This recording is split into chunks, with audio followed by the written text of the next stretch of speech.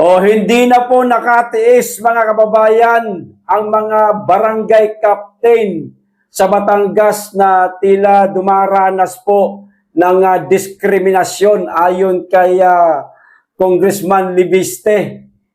Nagpapresko na po sila mga kababayan. Inilabas po nila ang kanilang mga hinanaing, ang kanilang mga dinaranas ngayon na tila diskriminasyon dahil di umano sila hindi botante ni Vilma Santos, maaaring yun daw po ang dahilan mga kababayan, kaya hindi po sila nabigyan ng ayuda na 200,000 bawat barangay, barangay sana yan bawat kapitan sana makakatanggap niyan at meron pang tig 10 kilong bigas, no? Yung kanilang mga kabarangay, pero wala pong natanggap mga kababayan. O eto po ang video nila.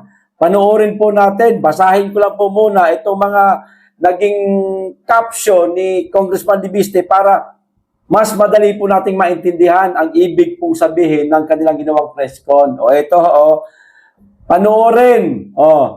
Nagsalita ang mga kapitan o marami pong kapitan mga kababayan ng 84 barangay sa Batangas na hindi binigyan. Sinadya talaga kasi hindi binigyan. Iba, okay lang sana kung hindi nabigyan. Maaring nagkulang, maaring naubusan, maaring nakalimutan. Hindi talagang hindi binigyan, sinadya.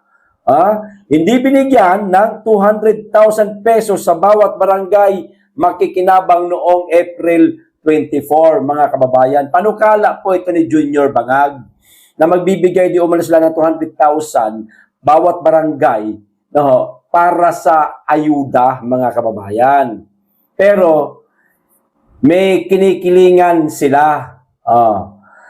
Nakapag-submit ang mga kapitan ng kompletong requirements na hinihingi Siyempre may requirements kompleto. Nakapag-submit naman po, walang problema. Walang nagsabi sa kanilang huwag pumunta. Wala. Sana kung, kayo, huwag kayo pumunta. Itong mga barangay lang muna na ito, wala. So, pwedeng pumunta. Pwedeng makatanggap ng mga ayuda. Pero, hindi inimbitahan ng Kapitolyo. Ayun, hindi po inimbitahan. Walang pinagbawal na huwag silang pumunta, pero hindi naman inimbitahan. So, common sense na lang, mga kababayan. Kahit inanunsyo na lahat ng barangay sa Batangas ay dapat naroon. Dapat pala naroon bakit hindi inimbitahan? Bakit parang pinipilit lang ang makakatanggap ng ayuda? Naknan po siya talaga, Mga taga Batangas, gising-gising. Noong nagtanong sila bago April 24 tungkol sa schedule, sinabihan daw sila na depende kay Governor Vilma Santos, mga kababayan. Depende. Kung isasama sila at mayroon daw siyang tampururot. Nagtampururot daw si Vilma. Ayon sa ABC President ng Taal, Batangas. Kasi nga daw natalo si Lucky at saka si Vilma sa mga barangay na hindi nabibigyan po ngayon ng mga ayuda. Talo. Namumuli? Kung ako politiko, kung saan ako talo, yun ang bubusugin ko. Ganun ang politika. Wala silang ganun. Nabimersonal po sila di ba? Aabonohan ko ang 200K. Mag-aabono na lang. Si, Congressman Leandro Libiste. Pag hindi pa i-release ang mga cheque, pero ipinadala na din ng mga kapitans, marami ito, kapitans, direkta sa Malacanang ang requirements na nasubmit na nila sa Kapitolyo noong April 17. Ayan, mga kababayan. Ito na po yung video. Panoorin na po natin. Narito po kami kasama ang mga barangay captains ng Batangas para ayusin ang ayudang hindi na ibigay noong Friday. Una, aabonohan ko ang hindi na ibigay last Friday habang hindi pa ito nakuha. At pangalawa, sinabihan kami na pwede na lang i-email ng mga kapitan direkta sa Malacanang ang requirements nila na naisumite na nila sa Kapitolyo noong April 17. Kaya baka pwede pong magpaliwanag ang mga kapitans kung anong nangyari, at kasama ko po si ABC President ng Bayan ng Taal at si ABC President ng Bayan ng Nasugbu, na sila din po ang nakipag-ugnayan sa ABC ng Batangas. Hello. Magandang hapon po sa inyo, sa ating kagalang-galang punong bayan, Mayor Nini Bainto, sa ating pong masipag at napakabait na congressman, Sir Leandro Ligarda. Sa ating pong mga kapatid sa tungkulin, magandang hapon po sa inyo lahat. Ang masasabi ko po sa mga bagay na ito, bago po nangyari ito, ay kami po malimit mag-usap, hindi po kalaro ka po. Sapagkat ng pong araw ng Miyerkules, ay kami po ay nag-usap na sinabi po na sa akin na ABC at tayo po ay mayroong pagpupulong tungkol sa 200K. Okay. Madalit sabi po, sinabi niya sa akin na bigyan na ako ng hanggang alas 10. Pagkatapos ng alas 10, tatawag ako sa inyo. Madalit sabi po, alas 5 na po ng hapon hindi natawag. Minarapat ko po ako tumawag sapagkat marami na po mga kapitang nangungulit sa akin. Sa kabila po na ang sagot niya ay hindi rin natapos ang pagpupulong sa Kapitolyo. Kaya sinabi po niya sa akin na bigyan mo ko ng bukas ulit ng hanggang alas 10. Inintay ko po ang mga bagay at oras na sa kanyang sinabi. Sa kabila po noon ay wala rin natupad. Nang ulitin ko po sa kanya ng 24 ng nitong buong pagkasalukuyan, pista po ng Halangyaw. Sinabi lang niya sa akin ng umaga, ABC, pasensya ka na, hindi kasama ang Taal at saka ang Nasugbo. Ikaw ay, sir, mawalang galang na po. Ano po namang kadahilanan at hindi napasama ang aming barangay? Gayon din po ang Nasugbo. Kapitan, tatapatin na kita. Sa padalawang pagtawag sa inyo ni Gobernador na hindi na kayo nakadalaw, ay nagtampurarot ang Gobernador sa hindi nyo pagkadalaw. Ibig sabihin po, yun lamang ang dahilan. Para po namang napakababoy yata. Ang una-una po, pinaabot ko po sa inyong pangalaman, lalo higit po dito sa aking mga kapatid sa tungkulin sa Taal. Hindi po ako nakipag-coordinate sa kanila kay Gobernador. Ang nakipag-coordinate po dyan ay si Kapitan Bert. Siya po ang nakikipag-usap. Gayong mo po, ako po naman ipalipasay sa akin po, mga kasama, kilala nyo ang aking kulay, lalo higit ang aking pangalan. Ang hindi ko po ay oo. Ako po ay nasunod din. Kung baka man po ako ay Pangulo, ay ako'y sumunod din. Kaya lamang, sinabi ko rin po ito kay Mayor. Mayor, para kung ang mga kapitan ay kinakailangan sa Kapitolyo, pumunta, sinabi ko nila, abay walang problema. Siyempre, kailangan ng mga tao yan. At ipinaabot alam ko din po sa inyong mga kasama na yun po sinasabing na pinipigilan ni Mayor at pinipigilan ni Congressman Jandraw, wala pong katotohanan yan. Sapagkat ang alam ko po na may open sila sa mga bagay na yan. At ang isa pa po, matapos po yung bigayan na hindi mga kasama, lumalabas din po na kami daw po ay hindi nagsumiti ng mga requirement. Sa madalit sabi po ay sa maniwala kay Chente, pag hindi po pang-tatlo, kami po ay pang-apat. Nang tumawag po sa akin yung aming sekretary sa Liga, si Teresiel, sinabi niya, ABC, last day ngayon, alas 3. Alauna po, tinakbo po ng halating oras lamang ang Batangas. Madalit sabi po ng aking kung maipasa, okay. Pero wala po naman silang binigay sa amin na receiving copy. Pinagmamastan ko din po naman yung mga iba na mga ABC, wala din po naman ibinigay na receiving copy. Kaya po pagkatapos po noon, kami po ay umuwi na. Ito pong mga dalawang araw na nakaraan. Ito pong aking pisa naman, siguro may kilala nyo si asawa ni dating Kapitan Totoy ng Barangay Lagile. Iyan po ay pangkasal-sangga sa kasalukuyan. Yan po ay empleyado rin niya ni Gobernador Vilma. Napapunta po siya sa amin. Hindi ko nga po alam na sabi niya, Wisang, baka ikaw may binibinta dyan. Alam ko na ikaw may binibinta dyan apartment. Ay, di magalit sabi po, ipinakita ko naman yung aking ibinibintang apartment. Halos kami nga po ay nakasundo. Pagkatapos po ng mga bagay na kami magkasundo, so doon sa apartment kong ibinibinta, ay nabanggit niya. Anong nangyari sa iyong buwan? Sa inyong 200K, kakapisang parang malabo yata. Ay siya, baka ako ay makakatulong. Ay kako siya, di sabi ko siya, salamat mga pisa ko, okay matutulungan. Binulit ko ba sa kanya? Alam ko, ikinatulong, ibubusin mo na bilang tayo pagpisa. Oo naman, natutulong ako, ibang tao, ikaw pa naman. Yun po ang maliwanag mga kasama. Madalit sabi po nung kinabukasan, ng gabi, kami po ay may paliga. Tumawag po ulit siya sa akin. Sabi siya, Ma'am Berting, nasaan ka? Kaya nandito ko sa cover court at kami may paliga. Ay siya, lumabas ka dyan, tadaan dyan si Kapitan Judy na si Iran. Bakit? Ay kayo pumunta dito sa bahay at ako ay mayroong gumawa ka ng sulat at pipirmahan ng ilang kapitan. Ay kaya hindi. Kung yun ang tama ay para makuha ang chiki eh. Ay sinabi pa niyo sa akin na hindi okay na ika ang chiki. Hawak nga nung ating isang tao doon sa Kapitolyo. Ito ko siya, maraming salamat naman kung hawak na. Gumawa po kami ng sulat, nagpirmahan ng ilan nating mga kapitan. Sa amin pong paniniwala na talagang totoo yung sinasabi niya. Doon ang una siya doon nagtatrabaho, ikaw ay siya may alam ng coordinator talaga ni Governor Melba Santos.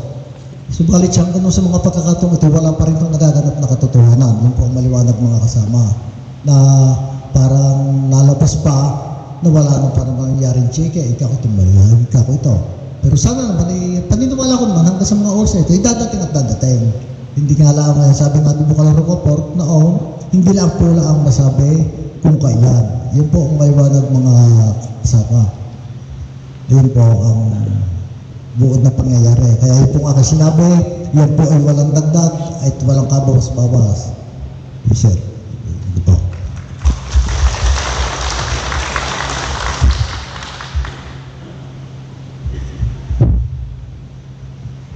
Magandang hapon to sa ating lahat, sa ating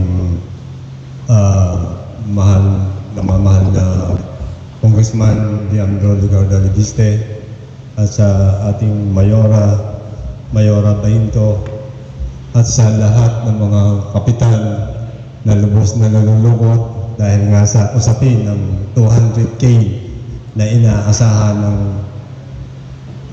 ng mga kapitan ng dalawang bayan ng Taal and Nasugbu. Yung issue ng 200K na pangyayari, hindi ako natawagan ng mga staff ng Bukal, Ternan Rocaport. Nalaman ko kasi yan kasi 23 ng April 23 ng hapon, nabasa ko sa GC namin, ng mga EBC ng buong Batangas. Nabasa ko doon yung tungkol sa event sa April 24. Yung pala, magkakaroon na ng pag-release ng 200K sa bawat barangay. Ngayon, na ginawa ko ngayon, tinanong ko tumawag ako sa staff ng Bukal Pernan. Ang sabi nila sa akin, Kap, wala pang natawag sa iyo. Sabi ko, wala naman. Sabi kong ganon. Kaya ang sabi nila, kakausapin daw nila si Bukal kung bakit ang Nasugbu ay hindi tinatawagan. After nun, hindi na naman ako nag-usisa pa kung bakit nga hindi kami nabigyan. Nung 24 ng umaga, tinawagan na ako ng Bukal Pernan. Ang sabi sa akin, EBC, hindi ka nga ba nakasama sa bigayan hindi ka pa tinawagan yung tungkol sa 200K? Sabi ko, Bukal, wala po. Ang sagot niya naman sa akin, pasensya ka na, hindi kami nag-ayos niyan. Bayan mo at gagawa namin ang paraan yan, tatawagan kita. Yun lang po, natapos po yung event, wala nang tumawag sa amin. Tapos yung issue ng tungkol sa kami ay pinigilan ng congressman para hindi pumunta doon sa event. Saka ang mayor, walang issue na kami ay kinausap nila. Nalaman lang nila, nakita nila doon sa video na bakit wala ang nasugbo sa Kaantal. Sabi ko, hindi po namin alam yon. Yun lang po ang nangyari. Tapos ngayon itong mga afternoon, may mga tumatawag naman sa aming mga kapitan, sa ilang kapitan na lumalapit na mga tao na tutulungan daw ng mga taong lumapit niya sa aking mga kapitan. Siyempre, yung mga kapitan tumawag sa akin. Ang sabi ko, huwag kayong magtiwala dyan, mahirap yan. Siyempre, ang susundin lang natin kung ano yung itinawag, sasabihin sa atin ng Bukal Rocoport, doon lang tayo. Ilang po ang dapat nating paniwalaan, sabi ko sa kanila. Hanggang kanina yata parang may tumatawag pa rin na mag-aayos sa aking mga kapitan. Sila daw ang bahala para lang ma-release yung 200K. Yun lang po. Maraming salamat po sa inyo. Hello. Matapos po mapakinggan natin ang ABC ng Nasugbo, ay susunod po namang magsasalita yung po aking mga kapatid sa tungkulin na talagang may mga kapitan din po ng Taal.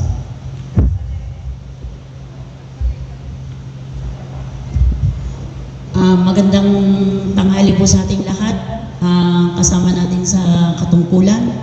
Ako po ay isang magpapatunay na kasama din po kami na nagpunta sa Batangas ng petsa ng 22 para lang po ipaalam na ito po ay para sa pangkalahatan na kasama namin sa bayan ng Taal. Na ito po ba ay sisigundahan ko lang din po ang sabi ng aming ABC, Berting Marceliana.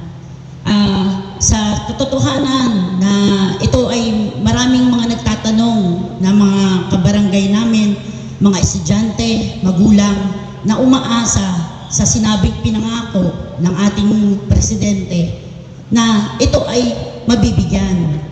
At kami naman po bilang ina at ama ng barangay ay umasa na gumawa rin kami ng paraan na kami pumunta doon para sa pangkalahatan, hindi sa pansarili lamang. Ngunit, ang sinabi po doon sa amin, ay talagang kami po ay magpapatunay sa sinabi ng aming ABC na ito po ay sinabi namin doon, kami po ba ay makakaasa na mapapasama kami sa dadating na Biyernes sa pagdating ng ating Pangulo sa Batangas. Ngunit, ang sinagot sa amin, papangalawahan ko ulit ang sinabi ng ating ABC na ito po daw ay makukuha pero hindi alam kung kailan. Yun po ang talagang tunay na sinabi po sa amin doon ng mga tao ng ating gobernador. Sana wag niyo pong mamasamain na bilang ina ng barangay at ama ng barangay. Dahil kami po nakamukha sa aming mga kabarangay. Kung hindi po namin to kung hindi po naman po namin ito ibibigay sa aming mga kabarangay, kami naman po ang walang muka na may haharap. Bilang sabi po nga, sila po ang nagsabi sa amin na isa doon, hindi ko na siguro para kung sino siya, na ang sabi niya sa amin, hindi kami ang magdidesisyon dahil sekretarya po niya ang nagsabi sa amin noon dahil merong mas nakakataas na sila po ang magdidesisyon. Yun po, at yun po ang talagang pawang katotohanan sa amin pong paglakad doon. At kami po ay nakausap din po ng aming Vice Bert De Leon, si Rocoport, na ang pagkakasabi po niya, gagawan natin ng paraan na para mapabigay sa inyo ang nararapat na para sa inyo. Sana lang ang pakiusap namin, kung ano yung sinabi niyo sa amin doon, ay hindi naman sana kami po ang lumalabas na hindi nagsasabi ng totoo. Yun lang po.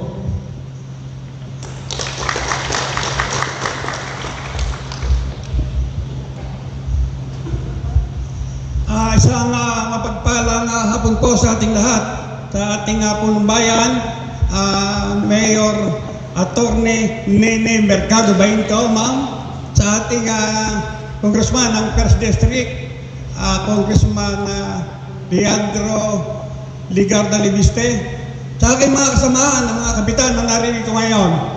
Siguro po naman na hindi ligid sa ating kalaman ang pronouncement ng pinuno, presidente ng Liga ng Barangay ng buong Batangas na si Board Member Fernando Rocafort, na inaakusahan niya ang ating congressman ng 1st District na pinipigilan niya ang pagpunta ng ating mga kapitan sa Kapitolyo upang kunin yung ayuda. At di umano, ayon sa kanya, ay namumulitikan ng maaga.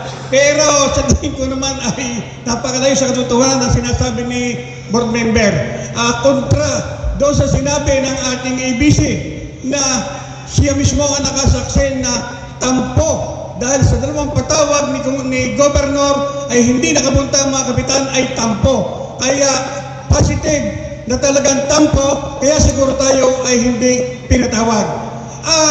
Sa kapaintulutan ng dalawang ABC na narito, at siyempre, sa mga kasamahan natin narito ng mga kapitan, ay iminumungkahi ko po para mapatunayan natin na walang kasalanan, wala hindi hinihimok ng ating congressman na huwag pumunta sa Batangas para kunin ng ayuda.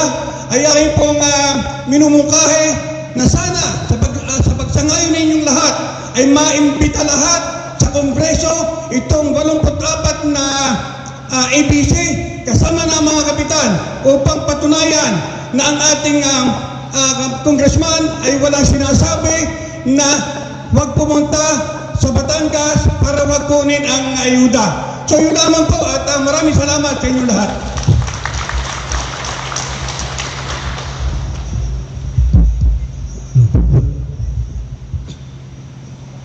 Magandang hapon po sa ating lahat.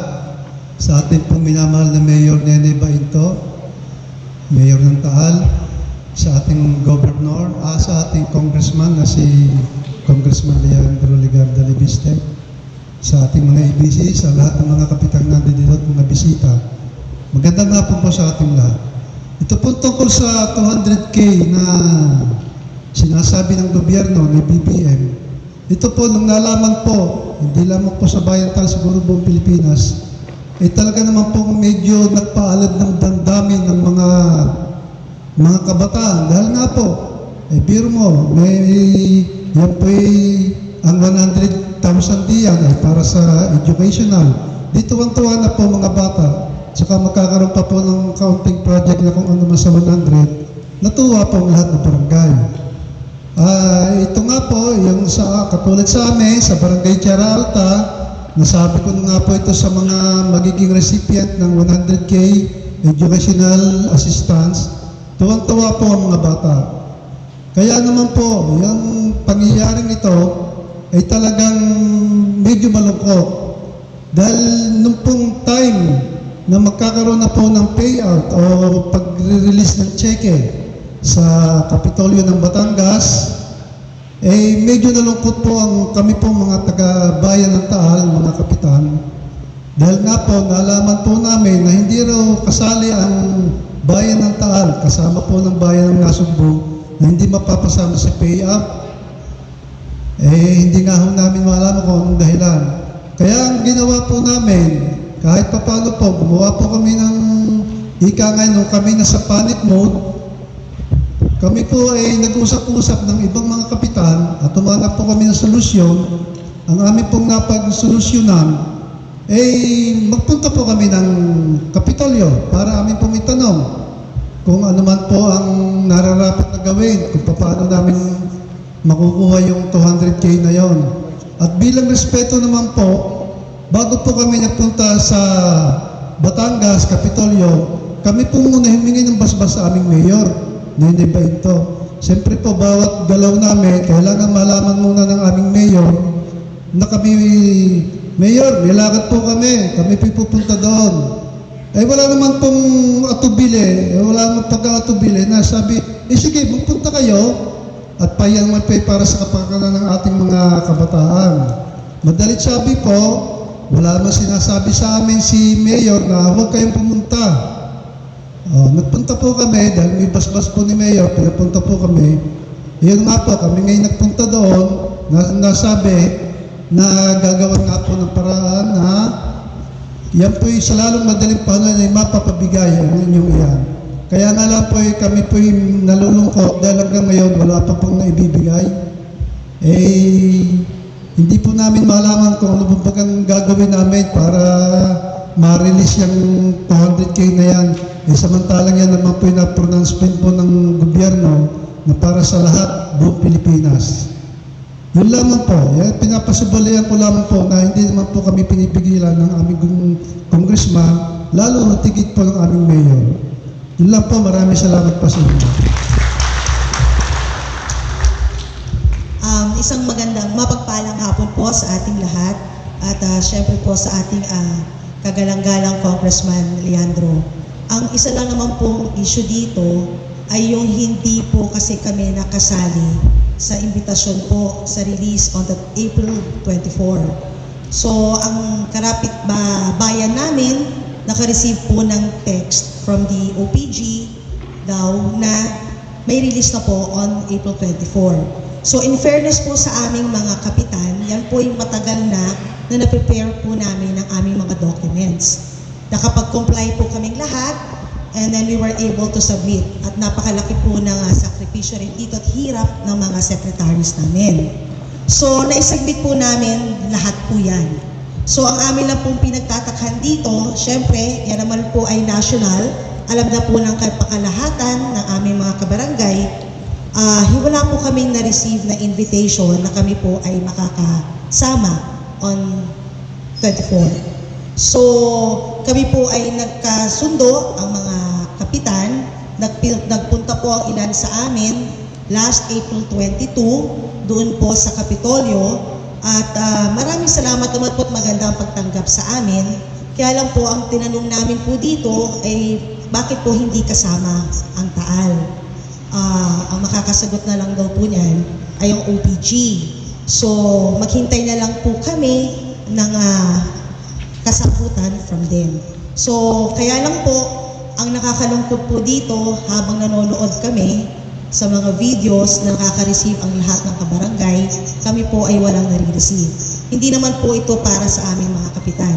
Ito po ay para sa mga residente namin, lalo na sa mga estudyanteng umaasa po doon sa mga educational assistance at sa ibang proyekto po ng barangay.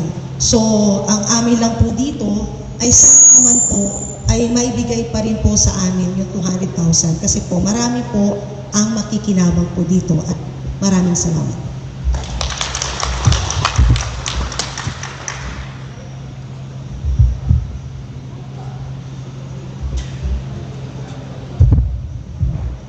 Ano po, una Diyos po, lingid po sa lahat naman ang nangyari sa bansa natin, sa Pilipinas. Malinaw naman na talagang ipinababatid ng ating Pangulo na mabibigyan ang lahat ng barangay ng 200 na sinasabi.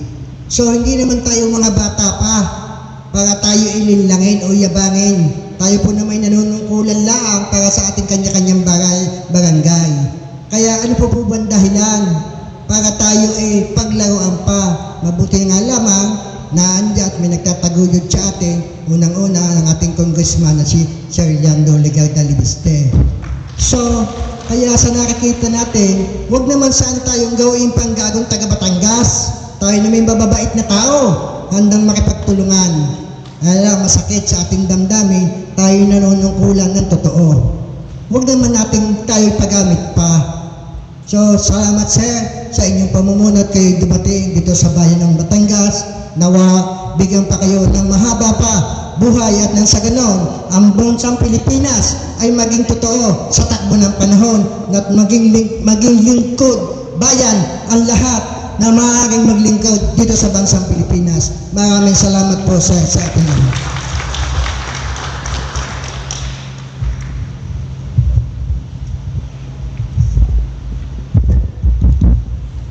Maraming salamat po sa lahat ng mga kapitan na pahayag ng kanilang karanasan ukol sa bawat barangay makikinabang program. Tayo po ay live din ngayon sa Facebook at may ilang mga natanggap tayong katanungan. Ang isa po ay ano naman po ang tugon natin sa pahayag ni ABC President ng Batangas na si Fernan Rocafort. Para ko lang pong linawin sa lahat ng mga nanonood, si ABC President Rocafort ay ABC President ng Lipa City. At ang 84 barangays na hindi sinama sa programa nung Biyernes ay hindi naman Lipa City. Kaya baka ang akala po kasi ng iba, si Rocafort ay kumakatawan para sa 84 barangays, pero ang sakop niya bilang ABC ng Lipa ay Lipa City, at siya po ay pinili din para paglingkuran ang buong Batangas. Pero narito nga po tayo kasama ng mga kapitan ng mga bayan na hindi nabigyan ng tulong ng Biyernes, at ako po ay nagpapasalamat sa kanila na galing na po sa kanila mismo ang impormasyon na ito. Dagdag ko din po tungkol sa isa ko pang na-post ngayon sa Facebook, kung pwede pong i-flash sa screen ito. May iba pang bayan sa aking distrito, ang unang distrito ng Batangas, na nakasama naman sa programa nung Friday. At sila po ay kinontak ng Kapitolyo at gumawa po ng bagong group chat ang Kapitolyo para sa kanila. Ang nakalagay po sa kanilang group chat, ang gumawa ay staff ni Governor Vilma, at ito daw po ay para po muna sa 6 na nandito sa GC na to, at nakalagay din po dito, iwasan po ang mag-screenshot. Pero ang lumalabas po dito,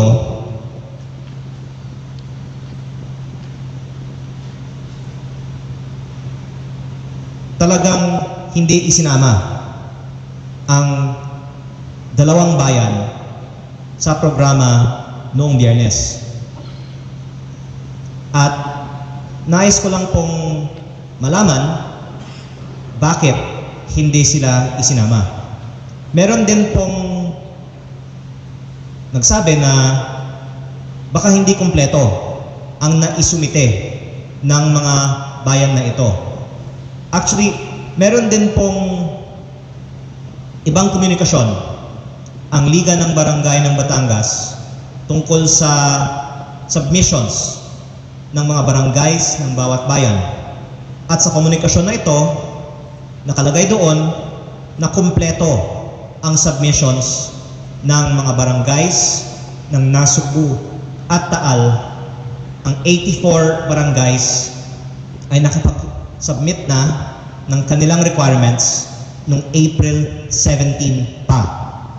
Ang ibang mga bayan ay hindi pa nga kumpleto noong April 17 at hinabol pa ang requirements ng iba.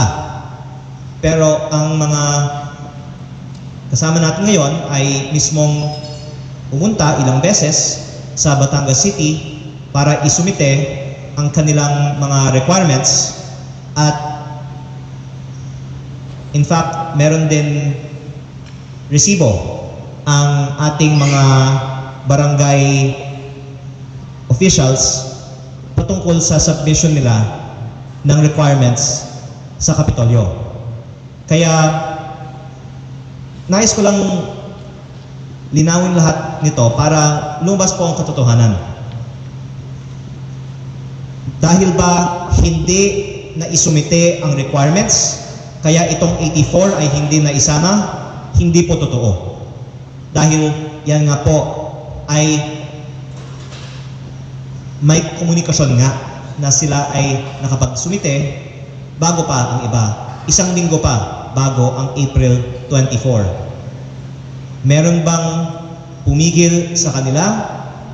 Wala pong nagsasabi na may pumigil sa kanila. Pero ang pinaka-punot dulo po ay hindi po sila inimbitahan.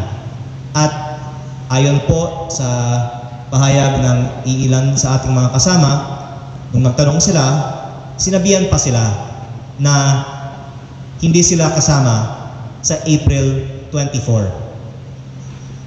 Ayaw ko pong buksan ang issue na walang solusyon, kaya nabanggit ko nga na po kanina na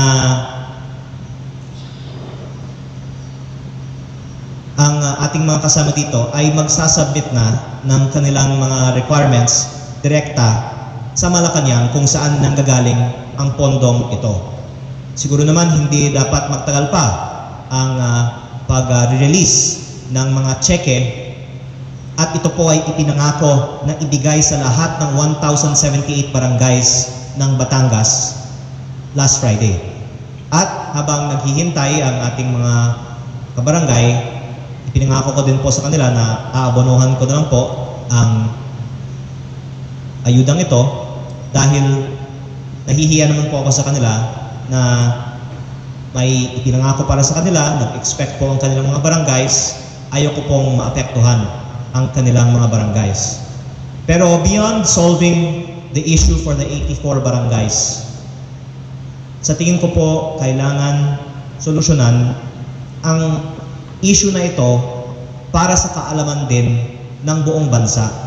Kasi ang Batangas ang unang binigyan at dito nagkaroon na ng problema.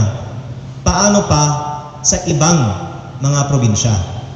Kung isatabi lang natin ang issue nito, baka mauulit pa sa pamimigay ng 200,000 sa natitira sa mga 42,000 barangays ng Pilipinas. At baka mauulit pa sa pamimigay ng ayuda sa ilalim ng ibang mga programa ng pamahalaang panlalawigan ng Batangas. Ayoko po kasi na ang aking mga kababayan dito ay palagi na lang huli o palagi na lang nakakatanggap ng pinakakonti dahil may di umano'y tampo. Kaya pasensya na lang po sa ating mga kababayan na ikinalulungkot na nabubuksan ang mga issues na ito, pero hanggat hindi maipaliwanag kung bakit hindi isinama ang 84 barangays noong April 24, hindi po natin matitiyak na hindi mauulit ang pamumulitika sa pamimigay ng ayuda. Kaya ako po ay nananawagan sa aking mga kasamahan sa Kongreso, pati na rin ang mataas na kapulungan, na magsagawa ng investigasyon patungkol sa pamimigay ng ayuda na may di umano'y diskriminasyon o korupsyon, na ito po ay nararanasan hindi lamang dito sa Batangas, kung hindi po sa buong bansa.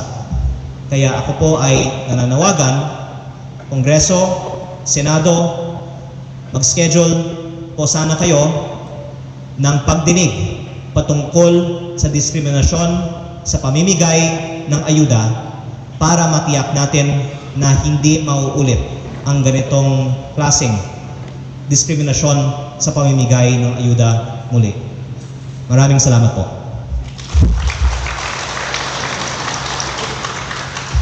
So I think that ends our Facebook Live, pero kung sakali po may iba pang mga magtatanong, teka, may receipt pala yung nasugbo tungkol sa submission ng requirements nila. So baka pwedeng pakita yun sa iba pang post, pero Malinaw naman po lahat ng mga ebidensya na isumite ang lahat ng requirements. Wala pong pumigil, hindi isinama sa imbitasyon at sana masusolusyonan ito at lumabas ang katotohanan sa lalong madaling panahon. Maraming salamat po.